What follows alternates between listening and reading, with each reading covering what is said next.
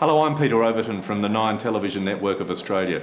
I'm here at the Spinal Injuries Unit at the Royal Rehabilitation Centre in Sydney, and it's my honour to introduce you to 18-year-old Ben Kendi, a champion rugby union player from Hong Kong, but at the moment facing the biggest challenge of his life.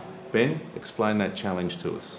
Well, Pete, 6 months ago in Thailand, I unfortunately dislocated my neck in a rugby game representing Hong Kong at the under-20 level, playing in an Asian championship, and I'm currently a quadriplegic and undergoing rehabilitation here in the spinal injury unit in Sydney. Can you explain to us the extent of your injuries, what you can do and what you can't do? Well, I'm virtually paralysed from about the wrist down, and I can feel from about the chest down, although there is some patchy sort of sensation in my lower limbs and sort of my abdominal region. And but other than that, the doctors sort of say that what I've got so far is roughly what I'll have maybe for the rest of my life, and there's sort of limited chance that I'll get back anything else really. So this wheelchair will be your seat, if you like, for the rest of your life? You could say it'll be my legs for the rest of my life. Yeah.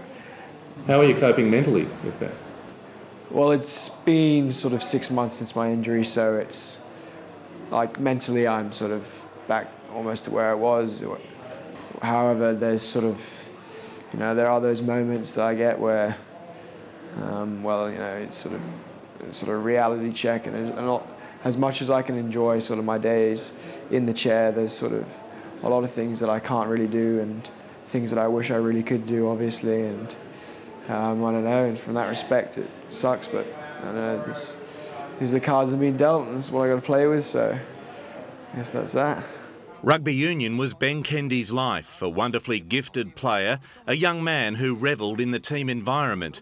Ben's career highlight was February 2010, when he kicked Hong Kong Rugby Club to victory against Valley in the Grand Championship. Everyone keeps telling me about this great grand final that you were involved in, and you were the hero. Tell me about it.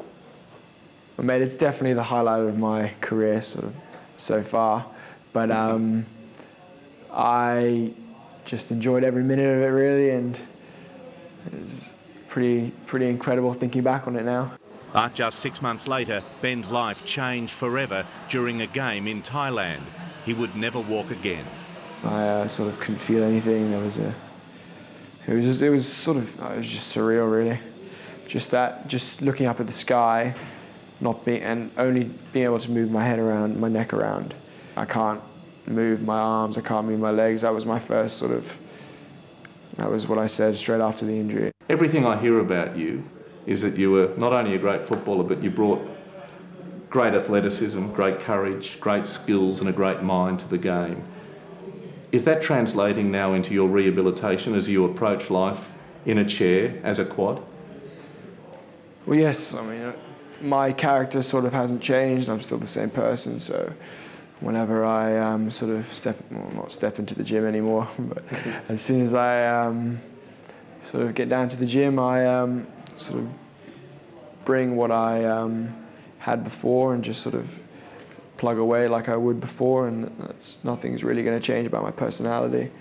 And I think that's one of the biggest sort of factors to spinal cord injury, is that sort of we're all the same people, but stuck in a body that doesn't really work like the way it was, obviously. I am still positive, as positive as I can be, but I think sort of the reality is that although I might not get much back from this point, there is a sort of, the opportunity to become as independent as I can and to sort of adapt to my injury as much as I can.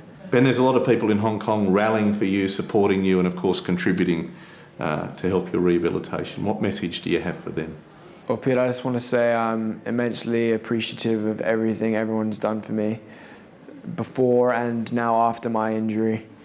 I just want everyone to understand that I'm still the same Ben Kendi that I used to be, and that'll never change. And I just want to say once again thank you from the bottom of my heart to every single person that's contributed to my rehabilitation and getting me home and getting on with my life.